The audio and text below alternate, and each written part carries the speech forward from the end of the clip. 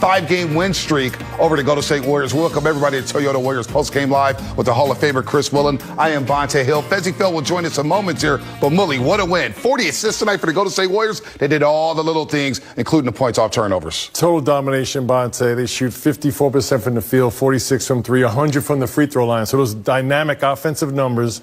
You mentioned the points off turnovers. This is a totally different team since Jimmy Butler has arrived. They make 23s, but they work the inside out. You know, working the inside with Jimmy Butler in the mid-post, creating high-quality three-point shots. Just tremendous balance offensively. And I thought defense, they did a really good job, too, obviously with the points off turnovers, but really good recognition of who to leave open. They forced those turnovers. Just an incredible ball game by the Warriors. He was so excited. He was in the newsroom celebrating.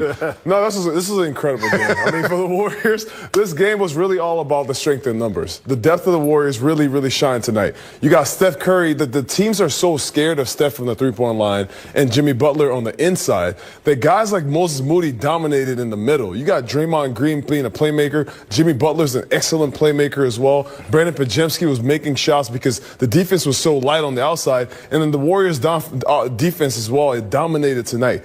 I mean, how many points off turnover? 39 off the turnover? 38 to 5. 38 to 5. The Warriors taking care of the ball and dominating on the defensive end. This is a great start to this post-All-Star break continuation. You brought up Moses Moody. He scored in double figures at 14 of his last 16 games, 22 tonight. He's standing by with Fit Tabuki. Moses Moody, 8 of 11, 22 points, 5 made threes. You didn't cool off on the All-Star break at all. 13 of your last 15 in double figures. Tell us about getting regular playing time right now. Yeah, you know, that's what it is. We got a good rhythm, good groove as a team going out. We know we got to put in the work we got to do over this last stretch, so we locked in. My favorite play from you tonight, you knocked down the three, and while the ball's in the air, you're pointing at the official. I need my foul. Give me the call. Did you already know that was going in? Walk me through that one. Yeah, it felt good leaving the hand, but I felt his hand hit my elbow. So I was making sure the ref seen that. He wasn't too focused on the made shot. What do you think about being a power forward now? Draymond plays the 5. You've been starting at the 4. The starting lineup or the power forward spot any different for you? Nah, you know, that's just the way that they got to put it on the stat sheet. But, you know, we everybody do everything on this team. I do the same thing as when I was the 2. So, you know, it's positionless basketball. How excited are you about the balance to your team, this team's attack right now? You guys had 50 points in the paint. You're knocking down the 5 threes, but as a team, you knock down 20. But you're doing it from inside, outside, getting to the free throw line a little more. How excited are you about that? Yeah, it feels good. The floor feels balanced. A lot of open shots are available out there. As well as free throws, we get into the free throw line more, putting pressure on the rim. So I just feel like the best way to describe it is balanced. Moses, does anyone celebrate better than Quentin Post when he starts hitting threes? Nah. He got the best celebrations on the team for sure.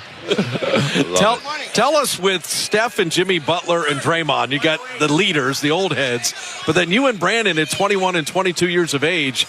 What are you learning from them as the season goes on? Is it situations? Are they just giving you confidence? I mean, there's a nice mix on this team now of age and youth. Yep, it is. I feel like you learn the best from observation. So just being in the locker room with the guys, with whether if it's halftime and we lose and halftime and we winning, just the information that they're dishing out and the stuff that they're doing in the game, you know, like getting double teamed, stuff, getting it out and making us play behind the defense, just different techniques that I see them as well as the coaching staff. There's plenty of opportunity to learn out here from plenty of really good guys. Where is the team confidence level right now? You got 26 games left after this one. This game has to make you feel good. A great start to this home stretch here, the sprint, you guys. Where is that confidence level for you, belief-wise, in this team, what you guys can be? Yeah, we just won by 30. Confidence through the roof right now. Yeah, but we feeling good. You know, I like the team that we got. I feel like we got a good flow. We was able to get a practice or 2 under our belt now over the break. Got to settle in with the new team. So I think we're good right now. Yeah, you ready to see Dallas again for the second time in a week? That was a loss that left a lot of guys salty. You ready for the Mavs on Sunday? Yeah. We got some unfinished business that way. And shout out to Andre. You know, it's his big day. Yes, sir. Moses, thanks for stopping. You're always the best. 22 tonight. Terrific shooting. Enjoy that starting lineup. You're earning it. Yes, sir. Thank you. That is our man Moses Moody. The Warriors win it going away 132-106. Andre Iguodala retirement day on Sunday. Bring on the Mavs. And credit Moses Moody for stopping and spending a little time with us. Huge game for Moses Moody. Season high in points, his first 20-point game of the season, and he tied a season high and made threes. He made 5 of his 8 3-point attempts, including that 4-point play in the second quarter, and he is rolling right now, Fezzy Phil, taking advantage of his opportunity. He always said, I stay ready so I don't have to get ready. And you know what? He's getting his moment to shine, and over his last 16 games, he's proving Coach Kerr well. He's getting a lot of minutes, and he's paying it forward here for the Golden State Warriors. Money. He was money from the three-point line, taking advantage of every opportunity. You see all these shots. These shots are created because they're double teaming Steph on the three-point line. When you do that, you have guys like Jimmy Butler and Draymond Green who are driving. You saw GP2 in the last clip.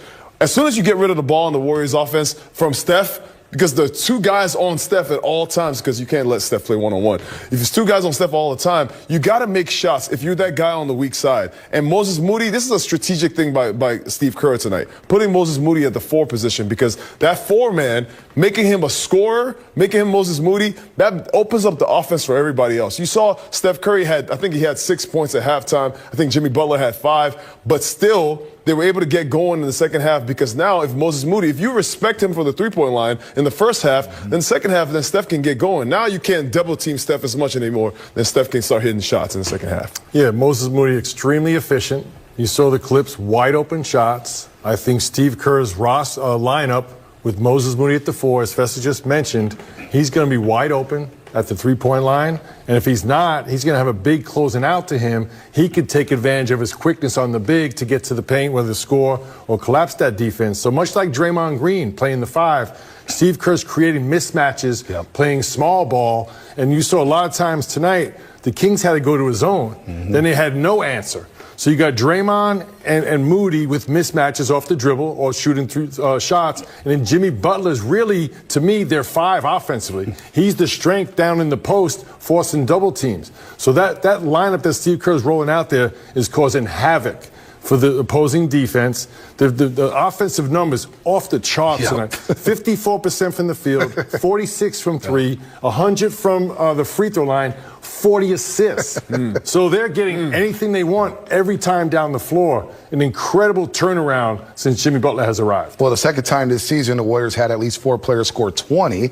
Second time this season, the Warriors made all 12 of their free throw attempts. They just did that against the Chicago Bulls back at home January 23rd. And the second time this season, the Warriors have dished out at least 40 assists. And then we talk about the points off turnovers. They're a plus 58 entering this game with Jimmy Butler. Well, tonight the Warriors were 38-5 when it came to points off turnovers. That's right, they were a plus 33 in that department. Fezzy, we talk about this all the time.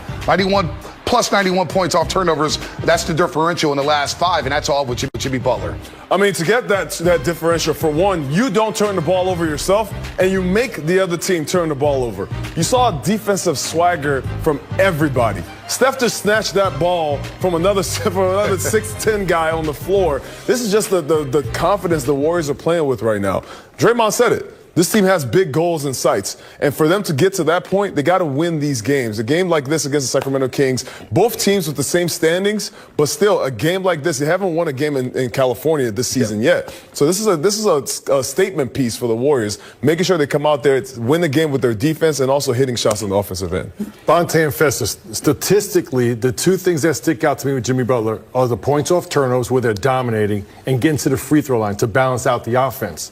But what doesn't show up in the stats is his impact on the efficiency and impact the other players are having. You just mentioned 4 players with 20 points. We mentioned the efficiency numbers as a team. That's Jimmy Butler's effect on the half-court offense. And I also think his experience defensively.